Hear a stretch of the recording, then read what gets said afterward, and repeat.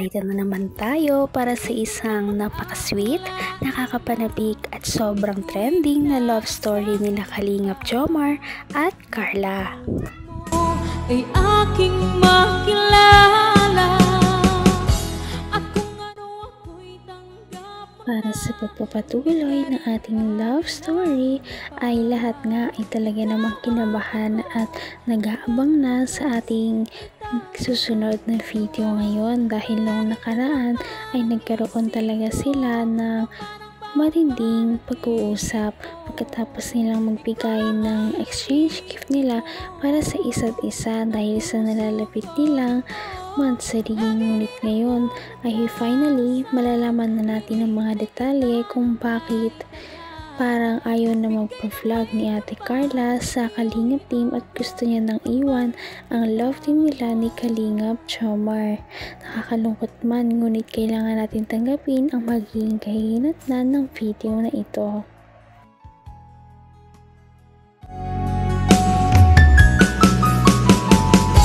Ang nice ko lang. Dito lang din tayo kasi paano ba? Hindi pa rin kasi alam to ni Papa Joms yung sinabi sa akin ni Carla kagabi. Yun, nabanggit ko na rin sa live yun. And dito ko na rin sasabihin and samahan ko si Carla. May tubig ka dyan bro? Medyo kinakabahan kasi ako eh. Bro, ba't kinakabahan ako bro? Kinakabahan nga rin ako. Pambihira. Ngayon ako kinabahan ng ganito ah. Uy. Ayok, parang ay. Nanginig ako. Para mas maraming Pero yun nga, ano man yung kalabasan ng vlog na ito and sana Salamat. maintindihan po nating lahat and no bashing kasi medyo mabigat nga.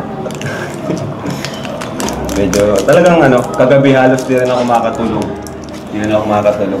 Seryoso ba yan? Sa akin ni Carla. Oo nga, nanginginig nga ako. Bihira. Pero gusto ko siguro si Carla na mismo yung magsabi.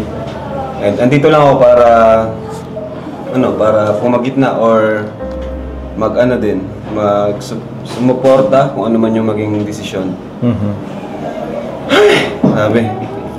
So, Bro, kinakabahan ako. ako rin nga, naiyak na ako sa totoo lang. Okay.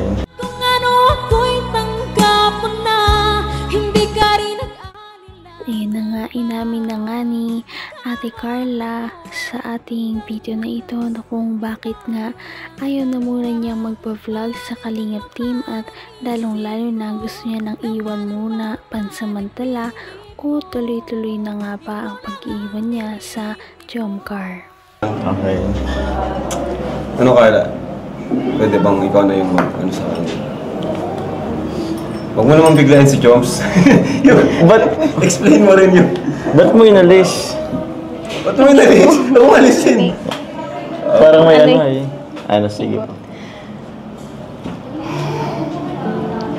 Sasabihin ko na po. Ikaw? Sige, when you're ready.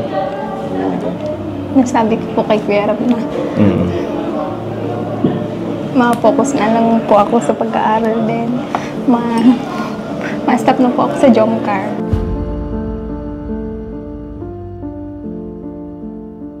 Di mo na siya prank, Or prank. Naiyak ako. Okay lang eh. Kasi sa akin ni Carla na yun, parang gusto muna niyang magpahinga sa Jomcar. Grabe talaga. Hindi ko rin na-expect Naintindihan ko naman. na ganun ang mangyayari. And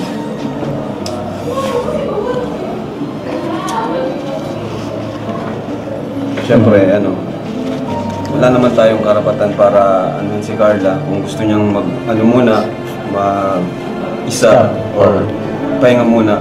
Pero sinabi naman niya na di naman talaga total. Naman ang bawat panaginip ko, ikaw lang ang Nakakalungkot man ang desisyon ni Ate Carla, ngunit syempre para naman ito sa kanyang ikakabuti kaya Hanga din naman talaga ang reaksyon ni Kalingap Jomar na kalmado lamang siya at hindi man lang siya nagalit kahit kaunti. Kaya naman ito na ang susunod. Priority, pag-aaral, focus. Hindi rin naman talaga pa madali yung nag-aaral ka at the same time. Parang may obligasyon ka pang iba sa ano. Pero, yun, nakalungkot. Pero seryoso to, hindi siya prank, di ba? Hindi siya prank.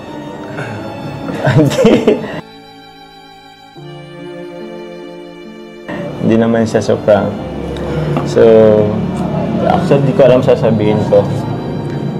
Di ko rin alam kung anong, kung paano natin sasabihin sa mga viewers. Kaya, paano ba? Wala, siguro let's just respect na lang din yung ano ni Carla. Siguro decision niya yun. Wala rin naman tayo sa posisyon sa kung anong nararamdaman niya. So, please, respect na lang din. I know, hindi siya madali sa karamihan, sa mga supporters or kung sino man. Yun, basta ako, lagi naman andito. Kung kailangan mo, tila Kuya Rab. Grabe ang Jomcar, grabe nang napatunayan ng Jomcar. Achievements pa lang. Opo. Kaya, hindi rin madali sa akin na ganito nga mangyari. Okay. And yung samahan natin, yung mga tuwing nag-vlog tayo, yun yung talagang hindi natin makakalimutan. Okay. Actually, ano rin ako. Hanggang wakas ay tayo ng dalawa. Palagi kang naman ang isip. Kahit na hindi man galit si Kalingap Jomar ay syempre baka sa kanyang muka ang pagka-disappoint at talagang lungkot dahil sa sinabi at ni-reveal ni Kalingap Prab at Ate Carla. Ano na kaya ang mangyayari sa ating tambalang Jomcar? Tuluyan na ba talaga itong magtatapos? Okay. Actually, ano rin ako. Kasi, siyempre, si Carla kasi yung beneficiary. May mga, hindi ko lang kung kaya pwede ba itong sabihin. May mga pinaplano na rin yung mga ibang GC or ano, for Carla's birthday. By next month na rin kasi yun, bro. So, marami na rin nakikisuyo sa akin.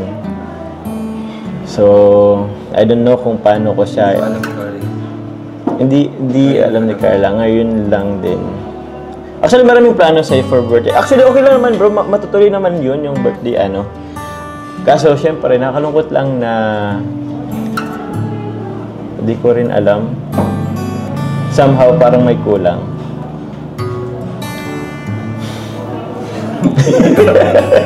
Sana tinapos muna yung ano, no? Yung birthday? Tuloy pa naman yun. Hindi naman. Tuloy natin yung ano ni Carla. Oo. Ano pa rin naman siya, kalinga pa rin naman. Kalinga pa rin po siya. Pero yun, gusto ko lang ano, since dito na rin, gusto ko lang malaman din yung message mo kay Carla. So yun, I respect you kung ano man decision mo. I know hindi siya madali. Ang dami rin naman nating pinagdaanan. Thank you very much. Thank you very much. Hindi pa naman ito yung pinakang ano. Napaka-understanding naman ni Kalingap Jomar. Kitang-kita rin natin sa mukha ni Ate Carla na sobrang lungkot din naman talaga niya. Ngunit malalaman na natin ang kanyang side sa ating susunod na video. Malalaman natin dito kung meron pa bang pag-asa ang kanilang love team o dito na talaga ito magtatapos. Patindi na ng patindi ang mga pangyayari sa kanilang love story. Kaya naman sobrang dami talaga ang kinikilig sa kanilang love story at palaging nag-aabang. Kaya naman sana ay magkatuluyan din ang dalawang ito, si Ate Carla at Kalingap Jomar. Sana din ay patuloy natin silang subaybayan at suportahan para magpatuloy pa ang kanilang love team.